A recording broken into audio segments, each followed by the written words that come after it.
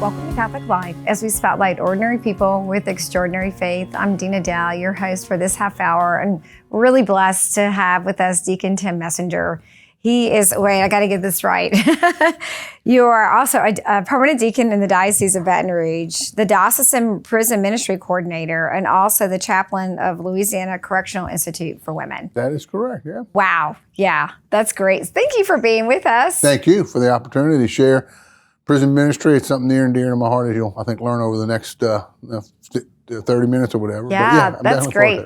Before we dive into prison ministry and the impact that's having on other people, those that are volunteering and those that are within the prison system, you've been a deacon for how long now? For 6 years now. Just celebrated our 6th anniversary on June 10th. That's great. It's been great. It's hard to believe it's been 6 years, Dan. Tell us a little bit about your family. So my wife, Gloria, we live in Hammond. Mm-hmm. We moved back. We were originally from the area here. We moved in 1989, and we moved back in 2007 with the company I was working for, and was blessed to be back here and started formation about 4 years after that. And so, yeah, it's I have 4 children. They're all grown. They have their families. Just got back from family vacation, as we were talking about earlier. It's always a fun time to get all the cousins and the children and Gloria and I together. So we're very blessed, extremely blessed. That's wonderful. Yeah. Just real brief, what called you to the diaconate? Like, what was that kind of calling for you?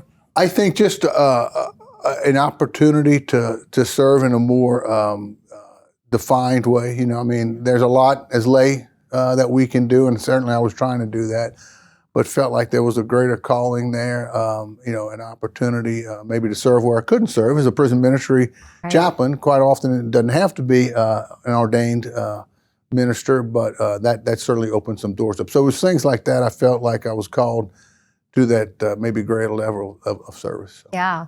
So our deacons, our permanent deacons, are ordered to the service, right, of the mission of the church within the context of the liturgy, some of the sacraments, and then also too, like ministries outside of, the liturgy. So specifically, what does that look like in our diocese? That's certainly what we refer to as the ministry of charity, and it's something as a diaconate group here in Baton Rouge in the diocese, we've tried to advance that. I assist in the diaconate office. That's one thing we've tried to really promote. Certainly our newer deacons coming in are given a ministry of charity.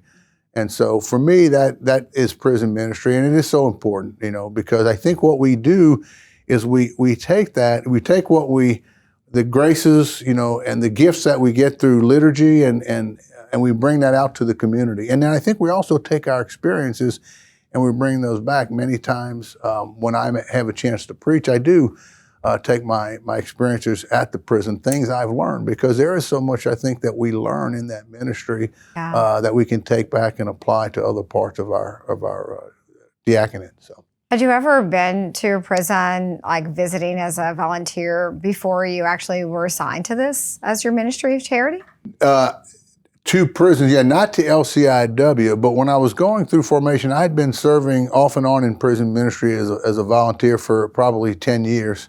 And I had made it known we went to Angola for one of our Saturdays in our summer before our final year. Mm-hmm. And I let Father Jamin know and the other directors know that this prison ministry is something, if there was an opportunity. Really? And then LCIW came up, the previous Catholic chaplain, Sister Linda Sanji, was moving out, and the opportunity came up, and Father Jamin said, would you be interested? Yeah. And I said, absolutely. So before then, I didn't get into LCIW specifically. Mm-hmm. And really serving in a women's prison was new to me as well, but it's been a real blessing. Yeah.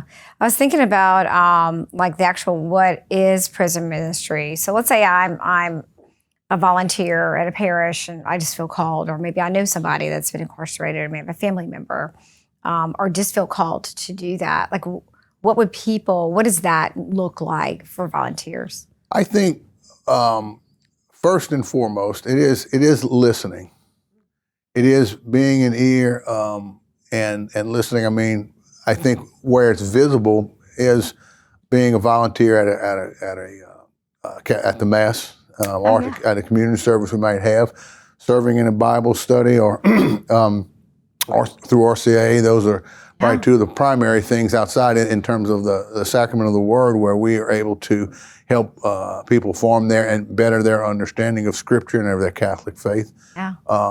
But I think it's primarily those, and then again, as part of all that is listening. It's real tempting sometimes to go in and want to talk and share and be on fire and be very zealous about our faith. Yeah. But I think it has to begin, and you establish that rapport and that connection with the inmates there by just starting out by listening. Yeah, that's really a key component of evangelization. When you're meeting someone for the first time, it's just hearing their story and being there and listening to them. Not that we would have anything to offer other than compassion and just love and presence. I think that's what it sounds like, just being present to someone. And that is it's easy to go in with with this understanding of, or a preconceived notion of who the inmates are. And you have to, I think, disconnect from that. Yeah. You have to go in with this spirit of compassion, understanding these are people based on their environments. Maybe they didn't have as good of an environment that we had to grow up in, So you understand, you develop that compassion, and that's very important. Yeah. I was looking on the website about the role, like your role and what you play as far as being like diocesan prison ministry coordinator. So here's your role, if you don't know it by now. So to coordinate the pastoral ministry of all prison chaplains with a canonical appointment to the diocese. So you're appointed by the bishop in this position. So you work with all the local parishes, right? The local churches with their prison ministries. Is that something that you see yourself doing? I mean, does every church have some opportunity to serve in prisons, or do y'all kind of do it regionally? Every church, every parish has the opportunity. We have not yet gotten to the point. This role was established probably about 3 years ago. Yeah. And what we're trying to do, we have contracted Catholic chaplains at Hunt, Elaine Hunt Correctional, at LCIW, and at Louisiana State Penitentiary at Angola. We have volunteer chaplains at Dixon Correctional. And we're trying to get our feet into some of the parish prisons. We're in East Baton Rouge Parish. We're trying to get into St. James. We're in Ascension Parish. But there's so many more opportunities there. So that's, I think, in that role, one thing that we're trying to do. Yeah, wait. So we didn't even talk about like what institutions are being served by prison ministry. So we have the State Penitentiary of Angola, right? LCIW. You have a Hunt Correctional, which is in St. Gabriel. That's a men's prison. Deacon Jeff Easley is our chaplain. Right. Yeah. And then there was another one that you named too. There's Dixon Correctional, and Deacon Tommy Benoit is our volunteer chaplain. He doesn't have doesn't go in like we do. He goes in for communion services for masses. And we're trying to broaden our activities there as well. Father Brad Dahl's looking to try to get Mass on Tuesday started. So we're in those 4 state institutions. Right. But then you have on a local level, your parishes. Yeah. And so much there is where there's a need, if we can get our foot in the door, and it's a slow process, especially since COVID. But there is probably where we have a great need for volunteers as well. We have a more transient population, so the turnover is greater, and it's hard to establish relationships and get to know people and be able to work with them there. But at state institutions, not so much. But anyway, to answer your question, if a parish is looking, or we have individuals who will email or call us looking to get something started, either at their parish or just come in on their own, then I serve kind of as a focal point, and I will redirect them usually to our contact point, our chaplain, or our contact point at those institutions. Do you ever have people call you that they say they have a friend or a family member that's been incarcerated and ask for a visit? I mean, does that happen? Yes, we do have that from time to time, and not as much of that, but we do sometimes. And I think maybe part of that is people still getting to know that we are here. Who do we call? I have somebody there. Who do I know to call? And that's really why this role was set up, me to be more the focal point. I try to, for the most part, stay out of our chaplains' day-to-day businesses of their prison. I try to serve them and assist them in any way that I can. Again, trying to set that strategy for our diocese in the area here. Yeah, this is powerful. Another one of the roles is arrange pastoral visits and liturgical services for the bishop and then facilities for the diocesan clerics too. So the opportunity for them to go in. Bishop Duca, I know, visits the prisons. And then I know that some of the institutions have actual chapels that Mass is celebrated in, correct? That's correct. That's correct. Certainly all the state institutions. At LCIW, because we were flooded, we have kind of a makeshift. It's a building with 3 classrooms, and one of those classrooms is our chapel. Yeah. But we're building a new prison, and Governor Edwards has promised, and I know he will come through on getting a chapel there. It'll be completed in 2025. But Hunt, Angola, DCI, they all have their chapels there. It was part of an effort some years ago to build all those. We're close to break. We have about 2.5 minutes. Do you remember the first time you actually went into a prison for that? Like, what was your experience with that? Did you go to Angola? No, my first when we were living in Ohio, I went in, and it was more, we would have a communion service in a gym. Yeah. And it was a little bit, for most people, very nervous, very apprehensive about, what am I going to say? How do I serve these people? Yeah. And it is. I think for anybody who's contemplating this or feeling called to this, that's natural. Yeah. Don't let that be an impediment. And come in and check it out. At most of our prisons, you can come in on a one-time visit to see what it's like. And most people are going to find, I always like to say, the people there, in one sense, are very ordinary. And I think people experience that. They're extraordinary. Even though they've committed, in some cases, a very terrible crime, they've moved past that and they deal with their situation. Yeah, yeah. I was always thinking how the Lord, enters into all places, even prisons. The first time I visited Angola through this role as diocesan evangelization catechesis, we were offering classes there and just like a series of workshops that the chaplains could do or the prison volunteers can, help with adult faith formation for those that are the inmates. And I never thought I'd ever walk into Angola. And I was a little nervous, but I was so grateful for the opportunity to visit. But you kind of put yourself in that situation where it's like gate after gate after gate until you're at the interior part. And I was like, wow, this is amazing. But then meeting with some of the inmates, more of a trustee level, and listening to how they were evangelizing and taking everything that we had given them and going into the other places in the prison where they weren't, they had less freedom to come out, was so remarkable. And I remember like seeing the barbed wire and thinking, you know what, the Lord can get anywheres into this. And you could see their hearts were on fire for Jesus. And it was an opportunity for us to just really encounter them and Christ through them.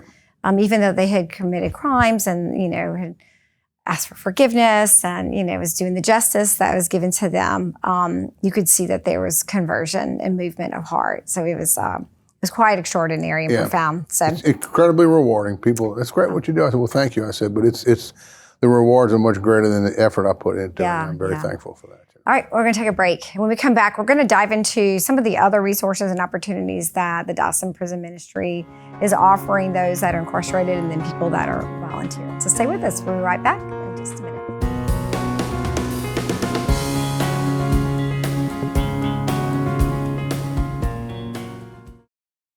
Hey, I'm Father Joshua Johnson. I am the Vocation Director for the Diocese of Baton Rouge. God our Father created each and every single one of us, you and I, for no other reason than because God desires for us to become saints. That is our primary vocation, to become a saint forever in the kingdom of heaven for all eternity with God. But for some of us, our path to becoming a saint is going to be through the state of life vocation of the priesthood of Jesus Christ. If you believe that God might be calling you, if you have a thought, hey, look, God might be inviting me to discern the priesthood of Jesus Christ as my path to becoming a saint, to help other people become saints in their walk toward eternity, then I want to invite you to reach out to me at our office vocations here at the Diocese of Baton Rouge so that we can walk with each other. I can accompany you in your discernment, in your prayer, and learning more about the gift of the priesthood of Jesus Christ so that you can discern, is God inviting you to walk toward eternity as a priest of Jesus Christ?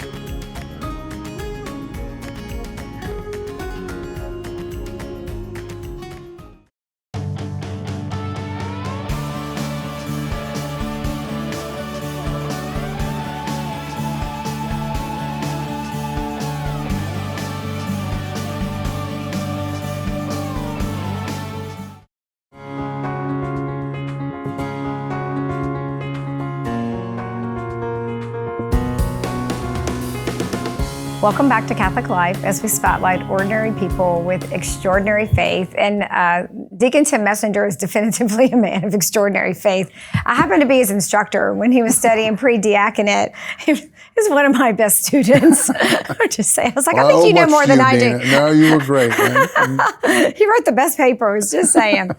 But it's such an honor and a pleasure to serve together in ministry and really kind of diving deeper into diocesan prison ministry, your role as the coordinator, which, like you said, is a kind of a newer position. So I want to focus on this quote by Pope Francis from the Joy of the Gospel that's on the diocesan website for prison ministry. And he writes, "Life grows by being given away, and it weakens in isolation and comfort. Indeed, those who enjoy life most are those who leave security on the shore and become excited by the mission of communicating life to others." Yeah, how does that play out in prison ministry? Oh. Isolation is very difficult for a lot of people. I think that'd be the main experience for some people that are in prison. Yeah. I could go on and on about what I've learned, the experiences I've had. I use this quote, and I quote this I guess, thought very often, is I think we learn as much from our experiences as we do from our, formal, intellectual, head in a book type of training, because there is so much to learn. I think what we have to do, and this is certainly true in prison ministry, is really go back and reflect in my daily reflections when I've been at the prison, when I've had a very special experience with the inmates, but also with the officers and people.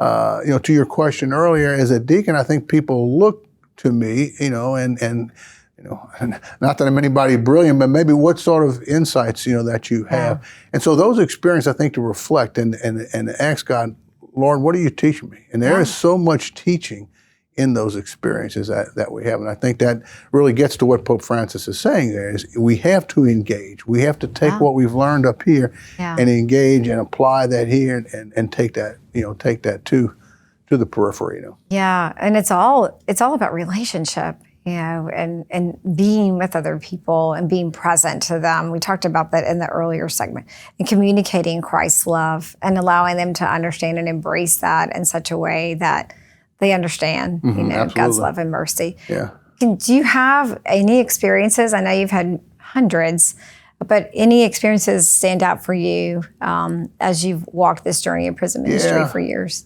One fairly recently, we had a young lady. She was on death row. Her sentence was commuted to life in prison. She's actually our sacristan now. Okay. In one of our areas, we have 2 areas there, and she serves, and to see her grow has been wonderful. But she went through the RCI process, and she recently came into the church. And as we were preparing them for a first reconciliation before they would have come into the church, about a week or two before, we said, okay, we have this about an hour period that we're going to have Father John Carville, very instrumental. He's going to come in and hear y'all's confession. Y'all, you don't need to share all your sins. Share the ones that are heaviest on you, but the Lord forgives all those in the sacrament of reconciliation. And she said, well, Deacon, she says, I need more time. I've got things I need to share. Wow. And to me, that was learning me how, when we go to reconciliation, how we feel like it can't be just something we go through the motions for, And what she said and how she was approaching the sacrament was a reminder and a teaching to me, So many situations like that, experiences that I've had have been beautiful, So. And you said something very important. People through prison ministry do experience conversions or awakenings of the Lord in their lives through opportunities such as communion services, celebration of Mass, but then faith formation too. And some are not Catholic and are called to become Catholic. So there's opportunities for RCIA within the institutions, state institutions and around the areas. Yeah. How does that work? We try to always make the ladies aware, because for our masses, our community service, we invite, anybody's welcome. It's what they call an open call. So they can come in through that. We know the ladies who aren't Catholic, and we try to, plant those seeds, especially if they don't associate with or affiliate with any particular denomination. And so we look for those. We actively invite and plant that seed and introduce that idea of, hey, maybe the Lord's calling you to be Catholic. Yeah. And so we had 4 this past year. Really? And that's a pretty good number for us. And we have about 4 ladies now who are already expressed some interest, who've been coming to our service as a non-Catholic, who've expressed an interest in going to our site. We'll probably get started with them probably in about a month or so here. We're kind of run the same schedule that we do. And then you mentioned Bishop Duca real quick. I mean, Bishop Munch before me, Bishop Duca. We've been blessed with 2 wonderful men who it's truly in their heart to serve. And to go into there and to meet and the ladies at LCIW are so beautiful because they get. I mean, for them it's a wonderful experience. It's something very rare, and I always kind of joke. I said, I wish I could draw the same kind of crowd that you draw, Bishop. They're like, oh, the bishop's coming. But that, to your other question, I think sometimes will be the seed when they see that they have that experience. Well, maybe this is something I want to explore.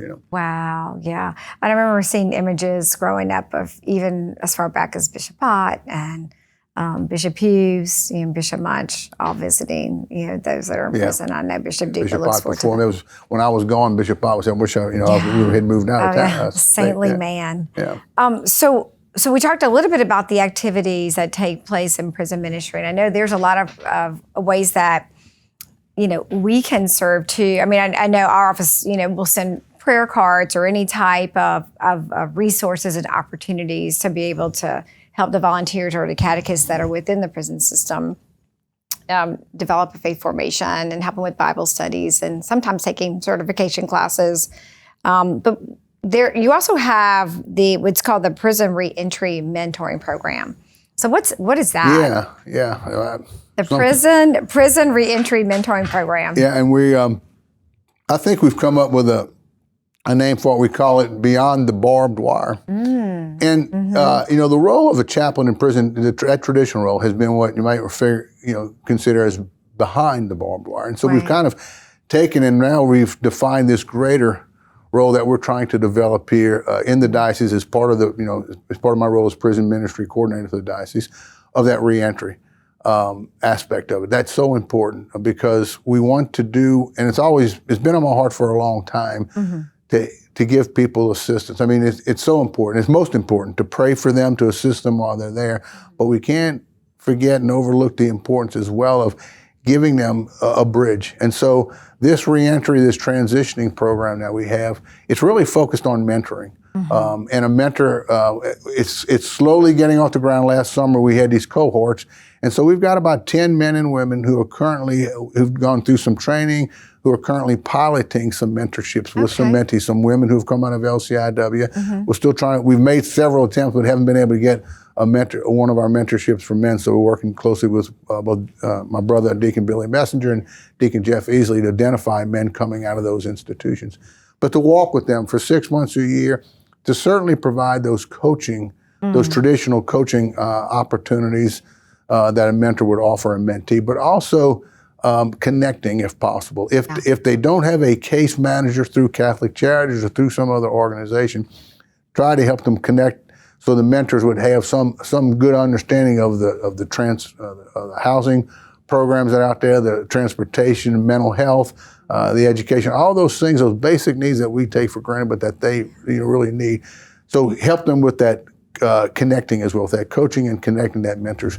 It's something that, certainly people who are watching this, if they feel like they may have a call to do this, to get in touch with me, because we need to start training them. I think at some point, I don't know if the floodgates are going to open, but we're going to start having more men and women formerly incarcerated coming out needing this sort of assistance. Yeah, well, and the opportunity to serve them, because, think about it, if someone, committed a crime and maybe in their late teens or early 20s and they were coming out 20 years later, what opportunities do they have to grow and, how to pay your bills and how to run a household and how to find a job, and especially with that on a record, must be the difficulty and the challenges of of re-entering into, society after being incarcerated must be just deep challenges. It is. It's the greatest anxiety I think that they have. On one hand, they really look forward to being free again. Yeah.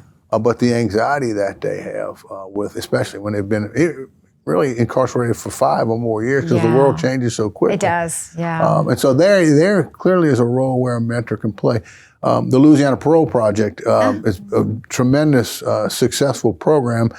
They have served and had tremendous success rate in serving those formerly incarcerated who were in for more than 20 years. So we're trying to address the population that's less than that. Gotcha.